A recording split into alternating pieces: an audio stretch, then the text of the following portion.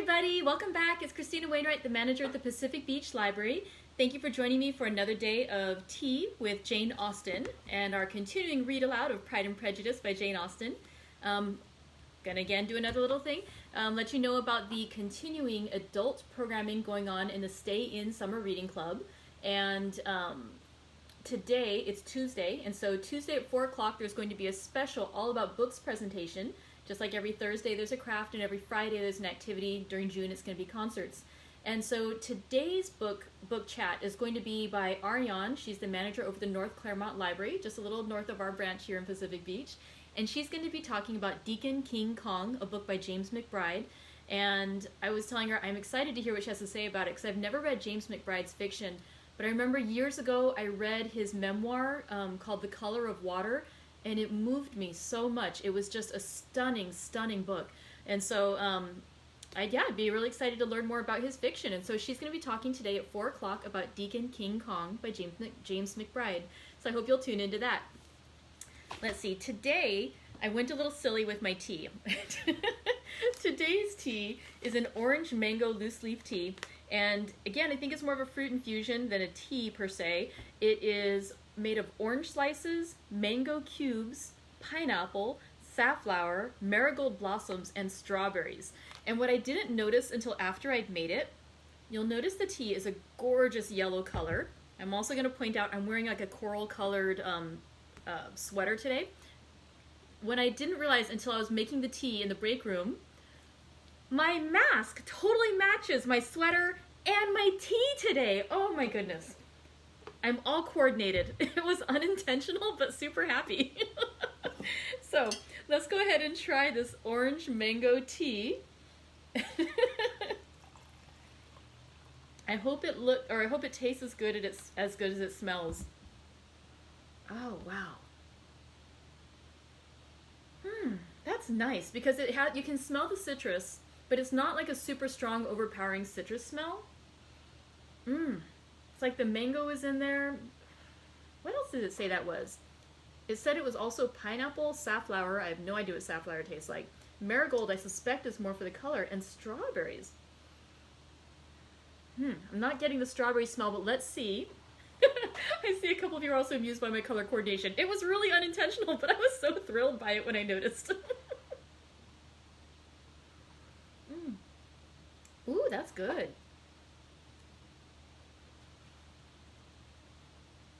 I'm really not sure which is the part that's popping in my mouth there that makes the flavor so sweet and nice. But that's really good. It's just a good combination of all the fruits together. Wow, that's lovely. It is often the little things that make us happy, you know? We got to find the joy where we can. And in fact, today we're going to do something really exciting. We're reading another 4-chapter day, and the reason is because I wanted us to conclude Volume 2 today. If we'd done it a little bit less on each of the other days' readings, we would have had like just a short little smidge for the last reading. So today we're going to read chapters 16 through 19 of Volume 2, otherwise chapters 39 through 42 of the full book, and we'll be concluding Volume 2 today. Just to give a recap for what we read yesterday, in Volume 2's Chapter 12, following the big drama of Chapter 11 of last Friday when Mr. Darcy proposed, relatively out of the blue, to Elizabeth Bennet, in Chapter 12, he gave her a letter. She at first saw him like across the lawn, and she was trying to avoid him, but he wasn't trying to convince her again to marry him. He just handed her a letter to explain. And what he was basically saying was he wanted to explain some of the things that the charges she had laid against him, basically, to explain that why he had behaved as he had. And basically he said regarding her sister Jane, he had truly thought that Jane was not that interested in Mr. Bingley, and that, you know, considering that she wasn't that interested and that her family was so disgraceful in their behavior, like, it wasn't that he was upset that they had tradesmen in the family, that there was an attorney in the family, that they weren't all like, you know, just inherited wealth. He was bothered that they were rude and they were tacky. And Elizabeth was very upset when she first read this, but eventually even she realizes, yeah, her family was terrible. I mean, at the night of the Netherfield ball, she'd been humiliated by her family's behavior.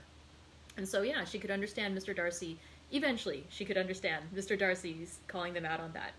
He also explained his behavior regarding Mr. Wickham, the young man who had been raised on the estate with him.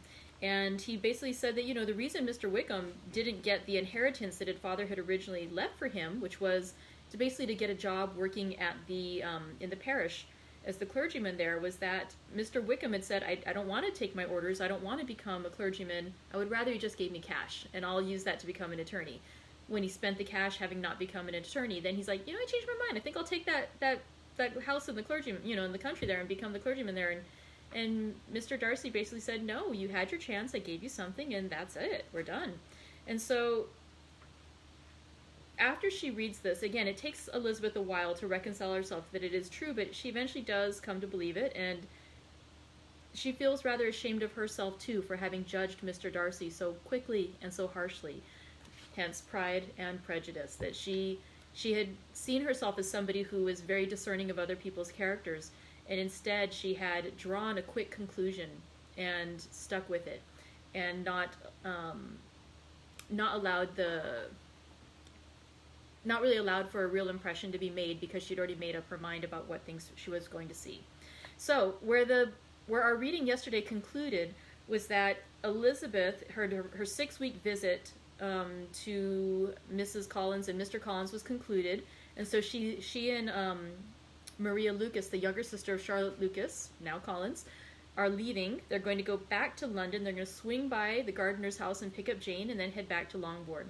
So that is where we left off on chapter 38/chapter 15 of volume 2. And now let's go ahead and read our conclusion of volume 2, chapters 16 through 19 of volume 2, or chapters 39 through 42 of our book.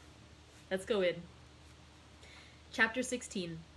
It was the second week in May in which the 3 young ladies set out together from Gracechurch Street for the town of in Hertfordshire, and as they drew near the appointed inn where Mr. Bennet's carriage was to meet them, they quickly perceived, in token of the coachman's punctuality, both Kitty and Lydia looking out of a dining room upstairs. These 2 girls had been above an hour in the place, happily employed in visiting an opposite milliner, watching the sentinel on guard, and dressing a salad and cucumber.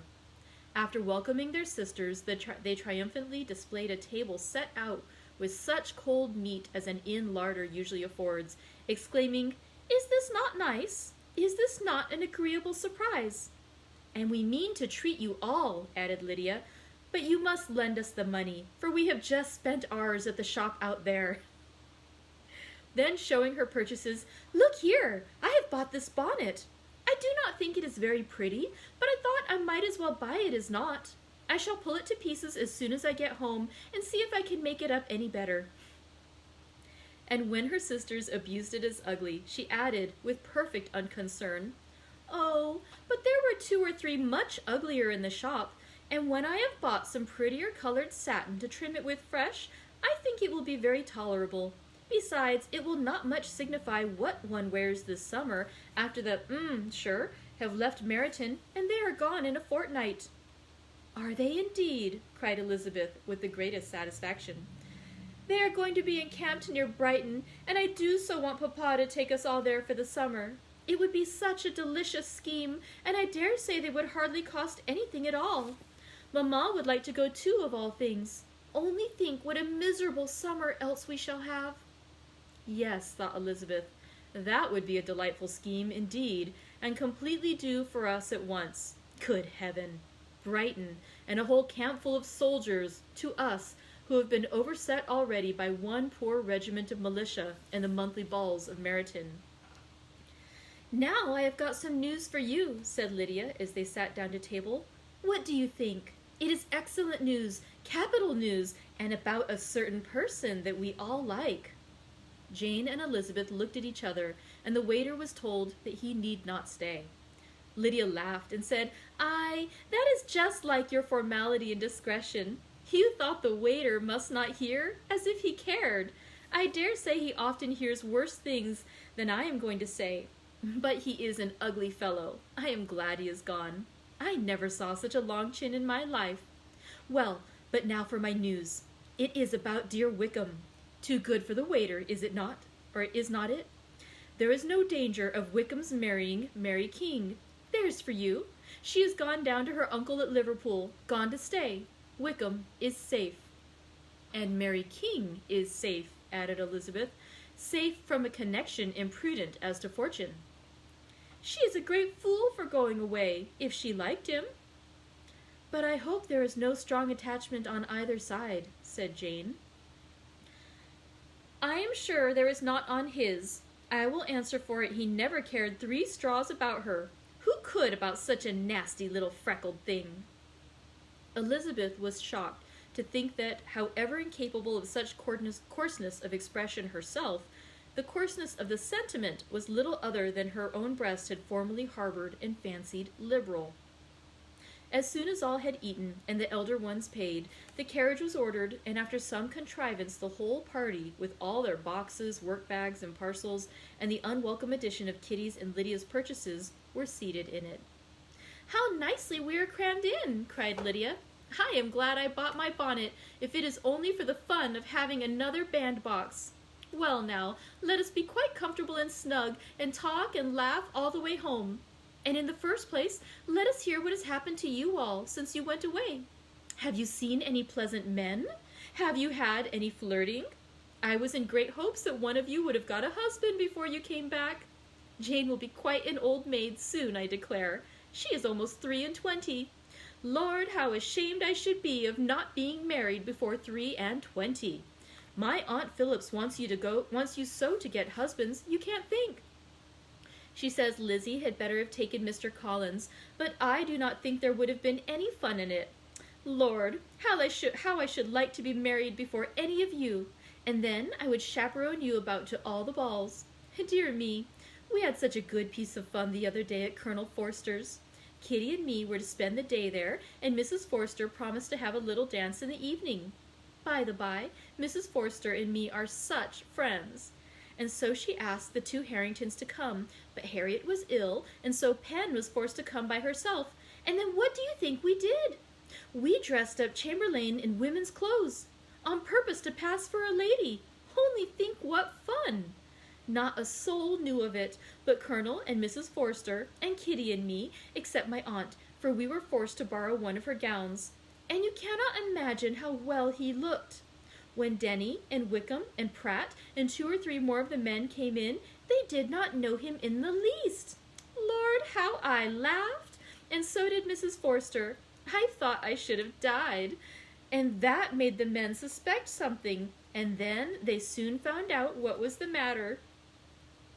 With such kind of histories of their parties and good jokes did Lydia, assisted by Kitty's hints and additions, endeavor to amuse her companions all the way to Longbourn. Elizabeth listened as little as she could, but there was no escaping the frequent mention of Wickham's name. The reception at home was most kind. Mrs. Bennet rejoiced to see Jane in undiminished beauty, and more than once during dinner did Mr. Bennet say voluntarily to Elizabeth, "I am glad you are come back, Lizzie." Their party in the dining room was large, for almost all the Lucases came to meet Maria and hear the news, and various were the subjects which occupied them. Lady Lucas was inquiring of Maria across the table after the welfare and poultry of her eldest daughter. Mrs. Bennet was doubly engaged, on one hand collecting an account of the present fashions from Jane, who sat some way below her, and on the other retailing them all to the younger Miss Lucases. And Lydia, in a voice rather louder than any other person's, was enumerating the various pleasures of the morning to anybody who would hear her. "Oh, Mary," she said, "I wish you had gone with us, for we had such fun. As we went along, Kitty and me drew up all the blinds and pretended there was nobody in the coach, and I should have gone so all the way if Kitty had not been sick. And when we got to the Gorge Inn, I do think we behaved very handsomely, for we treated the other 3 with the nicest cold luncheon in the world, and if you would have gone, we would have treated you too. And then when we came away, it was such fun! I thought we never should have got into the coach. I was ready to die of laughter. And then we were so merry all the way home. We talked and laughed so loud that anybody might have heard us 10 miles off." To this Mary very gravely replied, "Far be it from me, my dear sister, to depreciate such pleasures. They would doubtless be congenial with the generality of female minds, but I confess they would have no charms for me. I should infinitely prefer a book. But of this answer Lydia heard not a word. She seldom listened to anybody for more than half a minute, and never attended to Mary at all. In the afternoon, Lydia was urgent with the rest of the girls to walk to Meryton and see how everybody went on, but Elizabeth steadily opposed the scheme. It should not be said that the Miss Bennets could not be at home half a day before they were in pursuit of the officers. There was another reason, too, for her opposition. She dreaded seeing Wickham again, and was resolved to avoid it as long as possible. The comfort of her, of the regiment's approaching removal, was indeed beyond expression. In a fortnight they were to go, and once gone she hoped there could be nothing more to plague her on his account. She had not been many hours at home before she found that the Brighton scheme, of which Lydia had given them a hint at the inn, was under frequent discussion between her parents. Elizabeth saw directly that her father had not the smallest intention of yielding, but his answers were at the same time so vague and equivocal that her mother, though often disheartened, had never yet despaired of succeeding at last. And now chapter 7 of volume 2, or chapter 40 of our book. Elizabeth's impatience to acquaint Jane with what had happened could no longer be overcome, and at length resolving to suppress every particular in which her sister was concerned, and preparing her to be surprised, she related to her the next morning the chief of the scene between Mr. Darcy and herself. Miss Bennet's astonishment was soon lessened by the strong sisterly partiality which made any admiration of Elizabeth appear perfectly natural, and all surprise was shortly lost in other feelings. She was sorry that Mr. Darcy should have delivered his sentiments in a manner so little suited to recommend them, but still more was she grieved for the unhappiness which her sister's refusal must have given him. "His being so sure of succeeding was wrong," she said, "and certainly ought not to have appeared. But consider how much it must increase his disappointment." "Indeed," replied Elizabeth, "I am heartily sorry for him, but he has other feelings which will probably drive away his regard for me. You do not blame me, however, for refusing him?" "Blame you? Oh, no." "But you blame me for having spoken so warmly of Wickham." "No, I do not know that you were wrong in saying what you did." But you will know it when I have told you what happened the very next day." She then spoke of the letter, repeating the whole of its contents as far as they concerned George Wickham. What a stroke was this for poor Jane, who would willingly have gone through all the world without believing that so much wickedness existed in the whole race of mankind, as was here collected in one individual. Nor was Darcy's vindication, though grateful to her feelings, capable of consoling her for such discovery. Most earnestly did she labor to prove the probability of error, and seek to clear one without involving the other. "This will not do," said Elizabeth. "You never will be able to make both of them good for anything. Take your choice, but you must be satisfied with only one. There is but such a quantity of merit between them, just enough to make one good sort of man, and of late it has been shifting about pretty much. For my part, I am inclined to believe it all Mr. Darcy's, but you shall do as you choose." It was some time, however, before a smile could be extorted from Jane. "I do not know when I have been more shocked," she said. "Wickham so very bad! It is almost past belief. And poor Mr. Darcy! Dear Lizzie, only consider what he must have suffered. Such a disappointment, and with the knowledge of your ill opinion too! And having to relate such a thing of his sister! It is really too distressing. I am sure you must feel it so." "Oh, no, my regret and compassion are all done away by seeing you so full of both. I know you will do him such ample justice that I am growing every moment more unconcerned and indifferent. Your profusion makes me saving, and if you lament over him much longer, my heart will be light as a feather." Poor Wickham! There is such an expression of goodness in his countenance, such an openness and gentleness in his manner. There certainly was some great mismanagement in the education of those two young men. One has got all the goodness, and the other all the appearance of it. "I never thought Mr. Darcy so deficient in the appearance of it as you used to do." And yet I meant to be uncommonly clever in taking so decided a dislike to him without any reason. It is such a spur to one's genius, such an opening for wit to have a dislike of that kind. One may be continually abusive without saying anything just, but one cannot be always laughing at a man without now and then stumbling on something witty. Lizzie, when you first read that letter, I am sure you could not treat the matter as you do now. Indeed, I could not. I was uncomfortable enough. I was very uncomfortable, I may say, unhappy. And with no one to speak to of what I felt, no Jane to comfort me and say that I had not been so very weak and vain and nonsensical as I knew I had, oh, how I wanted you. How unfortunate that you should have used such very strong expressions in speaking of Wickham to Mr. Darcy, for now they do appear wholly undeserved. Oh, certainly. But the measure of speaking with bitterness is a most natural consequence of the prejudices I had been encouraging. There is one point on which I want your advice. I want to be told whether I ought or ought not to make our acquaintance in general understand Wickham's character. Miss Bennet paused a little and then replied, Surely there can be no occasion for exposing him so dreadfully. What is your own opinion? That it ought not to be attempted. Mr. Darcy has not authorized me to make his communication public.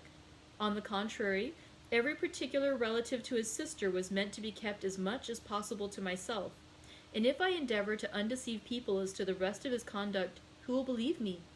The general prejudice against Mr. Darcy is so violent that it would be the death of half the good people in Meryton to attempt to place him in an amiable light. I am not equal to it. Wickham will soon be gone, and therefore it will not signify to anybody here what he really is. Some time hence it will all be found out, and then we may laugh at their stupidity in not knowing it before. At present, I will say nothing about it. You are quite right. To have his errors made public might ruin him forever. He is now perhaps sorry for what he has done, and anxious to re-establish a character. We must not make him desperate. The tumult of Elizabeth's mind was allayed by this conversation. She had got rid of two of the secrets which had weighed on her for a fortnight, and was certain of a willing listener in Jane whenever she might be willing to talk again of either. But there was still something lurking behind, of which prudence forbade the disclosure. She dared not relate the other half of Mr. Darcy's letter, nor explain to her sister how sincerely she had been valued by his friend. Here was knowledge in which no one could partake, and she was sensible that nothing less than a perfect understanding between the parties could justify her in throwing off this last encumbrance of mystery. And then, she said, if that very improbable event should ever take place, I shall merely be able to tell what Bingley may tell in a much more agreeable manner himself.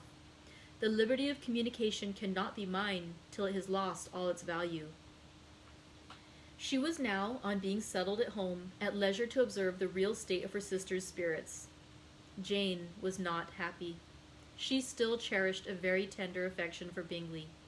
Having never even fancied herself in love before, her regard had all the warmth of first attachment, and, from her age and disposition, greater steadiness than first attachments often boast. And so fervently did she value his remembrance, and prefer him to every other man, that all her good sense, and all her attention to the feelings of her friends, were requisite to check the indulgence of those regrets, which must have been injurious to her own health and their tranquillity. Well, Lizzie, said Mrs. Bennet one day, what is your opinion now of this sad business of Jane's? For my part, I am determined never to speak of it again to anybody. I told my sister Philip so the other day. But I cannot find out that Jane saw anything of him in London. Well, he is a very undeserving young man, and I do not suppose there is the least chance in the world of her ever getting him now. There is no talk of his coming to Netherfield again in the summer, and I have inquired of everybody, too, who is likely to know. I do not believe that he will ever live at Netherfield any more. Oh, well, it is just as he chooses. Nobody wants him to come, although I shall always say that he used my daughter extremely ill, and if I was her, I would not have put up with it. Well, my comfort is, I am sure Jane will die of a broken heart, and then he will be sorry for what he has done. But as Elizabeth could not receive comfort from any such expectation, she made no answer. Well, Lizzie, continued her mother soon afterwards, and so the Collinses live very comfortable, do they? Well, well, I only hope it will last. And what sort of table do they keep? Charlotte is an excellent manager, I dare say. If she is half as sharp as her mother, she is saving enough. There is nothing extravagant in their housekeeping, I dare say. No, nothing at all. A great deal of good management, depend upon it. Yes, yes. They will take care not to outrun their income. They will never be distressed for money. Well, much good may it do them. And so I suppose they often talk of having Longbourn when your father is dead. They look upon it quite as their own, I dare say, whenever that happens. It was a subject which they could not mention before me. No, it would have been strange if they had, but I make no doubt they often talk of it between themselves. Well, if they can be easy with an estate that is not lawfully their own, so much the better. I should be ashamed of having one that was only entailed on me. And now chapter 18 of volume 2, or chapter 41 of our book. The first week of their return was soon gone. The second began. It was the last of the regiment's stay in Meryton, and all the young ladies in the neighborhood were drooping apace. The dejection was almost universal. The elder Miss Bennets alone were still able to eat, drink, and sleep, and pursue the usual course of their employments. Very frequently they were reproached for this insensibility by Kitty and Lydia, whose own misery was extreme, and who could not comprehend such hard-heartedness in any of the family. Good heavens! What is to become of us? What are we to do? They would often exclaim in the bitterness of woe. How can you be smiling so, Lizzie? Their affectionate mother shared all their grief. She remembered what she had herself endured on a similar occasion 25 years ago. I am sure, she said, I cried for 2 days together when Colonel Millar's regiment went away. I thought I should have broke my heart. I am sure I shall break mine, said Lydia. If one could but go to Brighton, observed Mrs. Bennet. Oh, yes, if one could but go to Brighton. But Papa is so disagreeable. A little sea-bathing would set me up forever, and my Aunt Phillips is sure it would do me a great deal of good, added Kitty. Such were the kind of lamentations resounding perpetually through Longbourn House. Elizabeth tried to be diverted by them, but all sense of pleasure was lost in shame. She felt anew the justice of Mr. Darcy's objections, and never had she before been so much disposed to pardon his interference in the views of his friend. But the gloom of Lydia's prospect was shortly cleared away, for she received an invitation from Mrs. Forster, the wife of the colonel of the regiment, to accompany her to Brighton. This invaluable friend was a very young woman and very lately married. A resemblance in good humor and good spirits had recommended her and Lydia to each other, and out of their 3 months' acquaintance they had been intimate, too. The rapture of Lydia on this occasion, her adoration of Mrs. Forster, the delight of Mrs. Bennet, and the mortification of Kitty are scarcely to be described. Wholly inattentive to her sister's feelings, Lydia flew about the house in restless ecstasy, calling for everyone's congratulations, and laughing and talking with more violence than ever, whilst the luckless Kitty continued in the parlor, repining at her fate in terms as unreasonable as her accent was peevish. I cannot see why Mrs. Forster should not ask me as well as Lydia, she said, though I am not her particular friend. I have just as much right to be asked as she has, and more too, for I am 2 years older. In vain did Elizabeth attempt to make her reasonable, and Jane to make her resigned. As for Elizabeth herself, this invitation was so far from exciting in her the same feelings as in her mother and Lydia, that she considered it as the death warrant of all possibility of common sense for the latter, and detestable as such a step must make her were it known, she could not help secretly advising her father not to let her go. She represented to him all the improprieties of Lydia's general behavior, the little advantage she could derive from the friendship of such a woman as Mrs. Forster, and the probability of her being yet more imprudent with such a companion at Brighton, where the temptations must be greater than at home.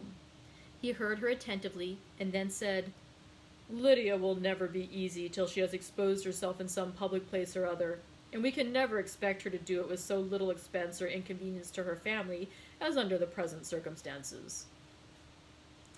"If you were aware," said Elizabeth, "of the very great disadvantage to us all which must arise from the public notice of Lydia's unguarded and imprudent behavior, nay, which has already arisen from it, I am sure you would judge differently in the affair."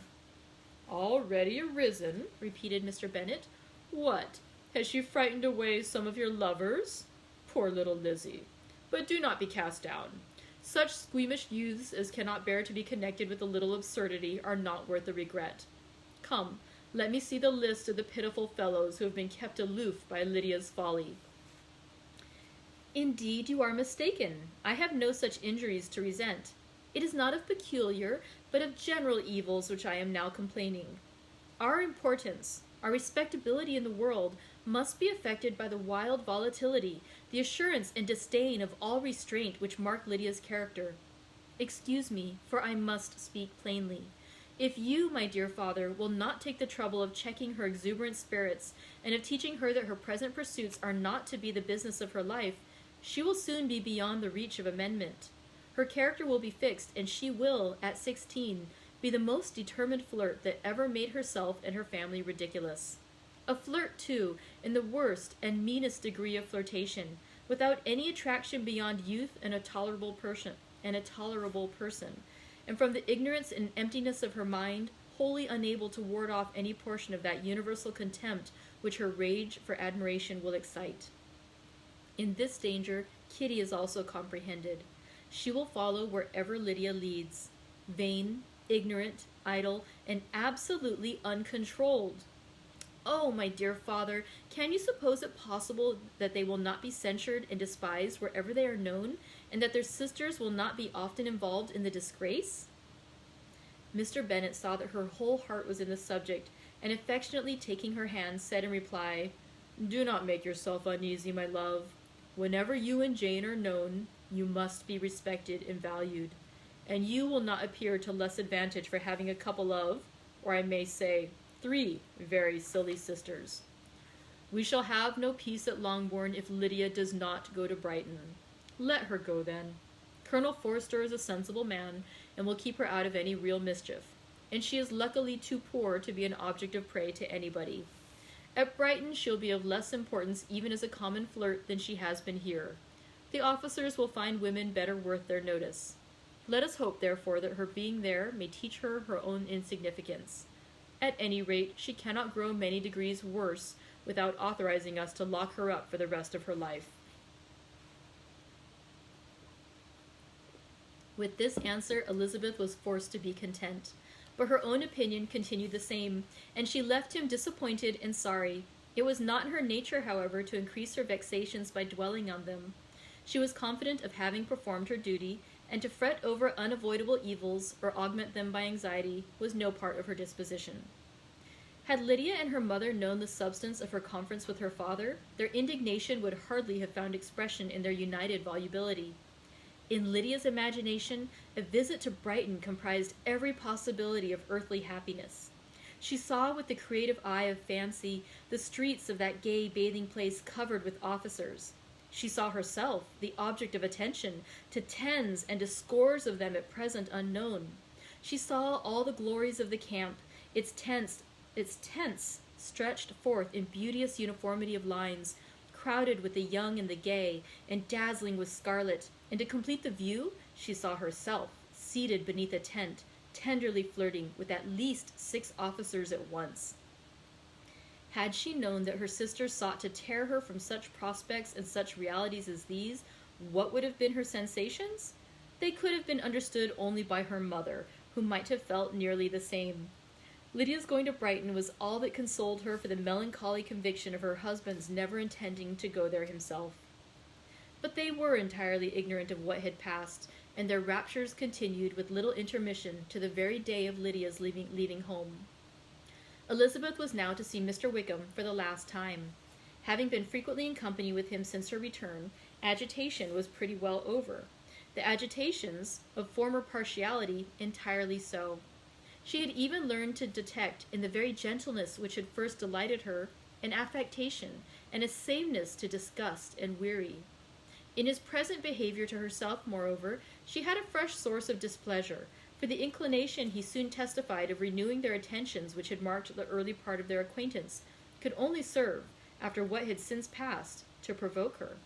She lost all concern for him in finding herself thus selected as the object of such idle and frivolous gallantry, and while she steadily repressed it, could not but feel the reproof contained in his believing that, however long and for whatever cause his attentions had been withdrawn, her vanity would be gratified and her preference secured at any time by their renewal.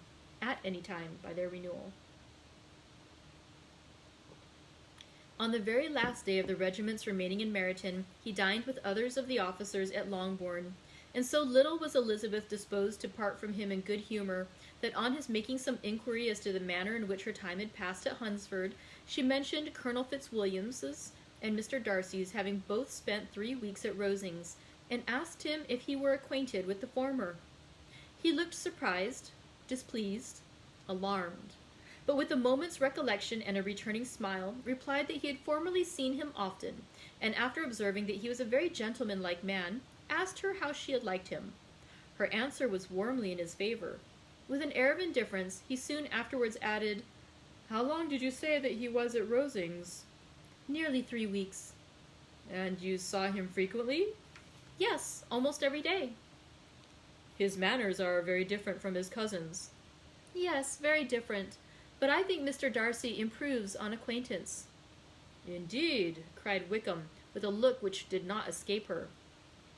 "And pray, may I—" But checking himself, he added in a gayer tone, "Is it in address that he improves? Has he deigned to add aught of civility to his ordinary style? For I dare not hope," he continued in a lower and more serious tone, "that he is improved in essentials?" "Oh, no," said Elizabeth. "In essentials, I believe, he is very much what he ever was." While she spoke, Wickham looked as if scarcely knowing whether to rejoice over her words or to distrust their meaning. There was something in her countenance which made him listen with an apprehensive and anxious attention, while she added, "When I said that he improved on acquaintance, I did not mean that either his mind or manners were in a state of improvement, but that from knowing him better, his disposition was better understood." Wickham's alarm now appeared in a heightened complexion and agitated look. For a few minutes he was silent, till shaking off his embarrassment he turned to her again, and said in the gentlest of accents, "You, who so well know my feelings toward Mr. Darcy, will readily comprehend how sincerely I must rejoice that he is wise enough to assume even the appearance of what is right. His pride in that direction may be of service, if not to himself, to many others, for it must deter him from such foul misconduct as I have suffered by. I only fear that the sort of cautiousness to which you, I imagine, have been alluding is merely adopted on his visits to his aunt, of whose good opinion and judgment he stands much in awe. His fear of her has always operated, I know, when they were together, and a good deal is to be imputed to his wish of forwarding the match with Miss de Bourgh, which I am certain he has very much at heart." Elizabeth could not repress a smile at this, but she answered only by a slight inclination of the head. She saw that he wanted to engage her on the old subject of his grievances, and she was in no humor to indulge him. The rest of the evening passed with the appearance, on his side, of usual cheerfulness, but with no further attempt to distinguish Elizabeth, and they parted at last with mutual civility, and possibly a mutual desire of never meeting again. When the party broke up, Lydia returned with Mrs. Forster to Meryton, from whence they were to set out early the next morning. The separation between her and her family was rather noisy than pathetic. Kitty was the only one who shed tears, but she did weep from vexation and envy. Mrs. Bennet was diffuse in her good wishes for the felicity of her daughter, and impressive in her injunctions that she would not miss the opportunity of enjoying herself as much as possible, advice which there was every reason to believe would be attended to.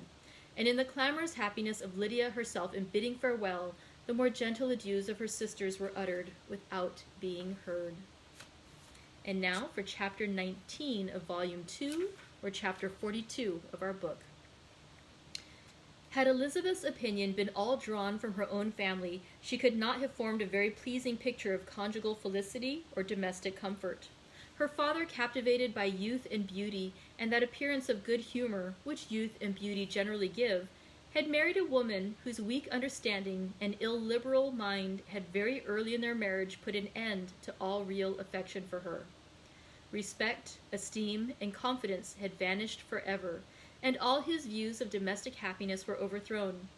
But Mr. Bennet was not of a disposition to seek comfort for the disappointment which his own imprudence had brought on in any of those pleasures which too often console the unfortunate for their folly or their vice. He was fond of the country and of books, and from these tastes had arisen his principal enjoyments. To his wife he was very little otherwise indebted than as her ignorance and folly had contributed to his amusement. This is not the sort of happiness which a man would in general wish to owe to his wife, but where other powers of entertainment are wanting, the true philosopher will derive benefit from such as we are given.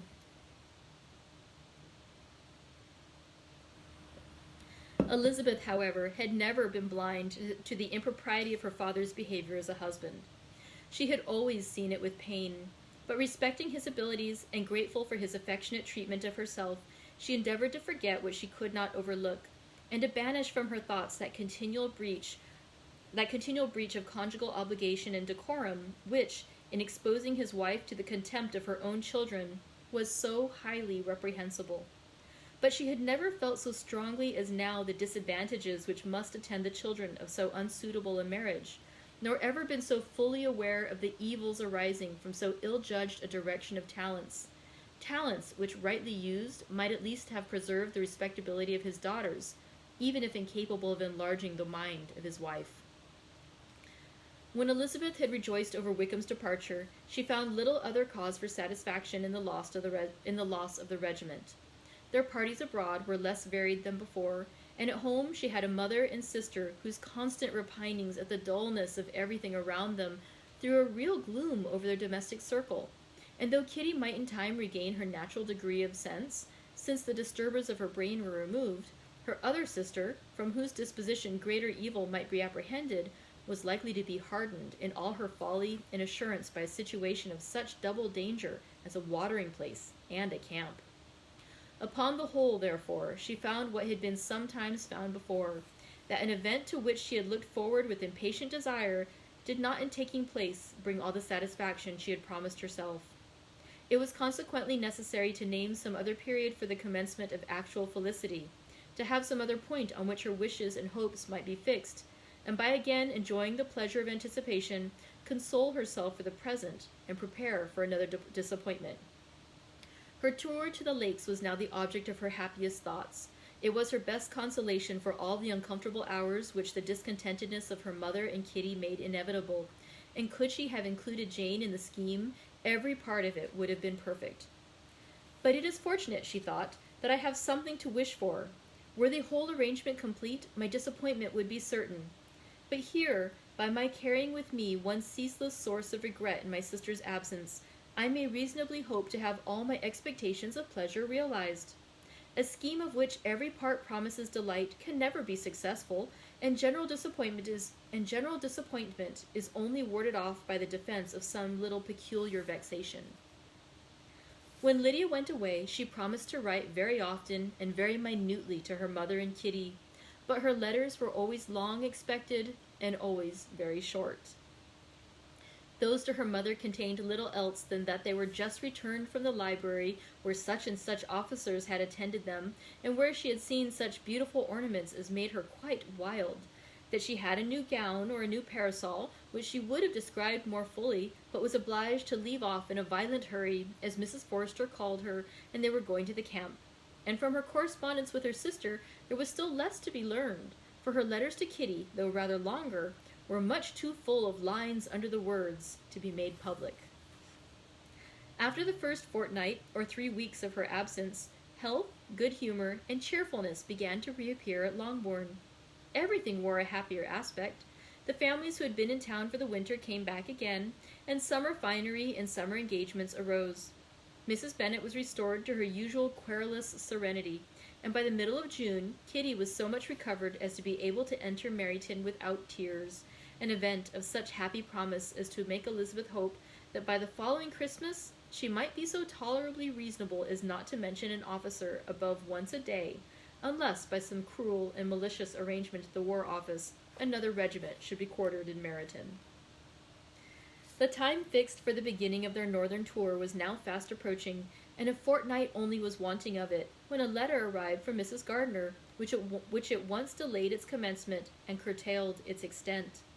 Mr. Gardiner would be prevented by business from setting out till a fortnight later in July, and must be in London again within a month, and as that left too short a period for them to go so far and see so much as they had proposed, or at least to see it with the leisure and comfort they had built on, they were obliged to give up the lakes and substitute a more contracted tour, and, according to the present plan, were to go no further northward than Derbyshire.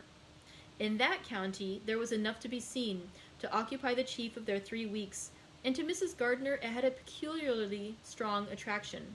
The town where she had formerly passed some years of her life, and where they were now to spend a few days, was probably as great an object of her curiosity as all the celebrated beauties of Matlock, Chatsworth, Dovedale, or the Peak. Elizabeth was excessively disappointed. She had set her heart on seeing the lakes, and still thought there might have been time enough. But it was her business to be satisfied, and certainly her temper to be happy, and all was soon right again. With the mention of Derbyshire, there were many ideas connected. It was impossible for her to see the word without thinking of Pemberley and its owner. "But surely," she said, "I may enter his county with impunity, and rob it of a few petrified spars without his perceiving me."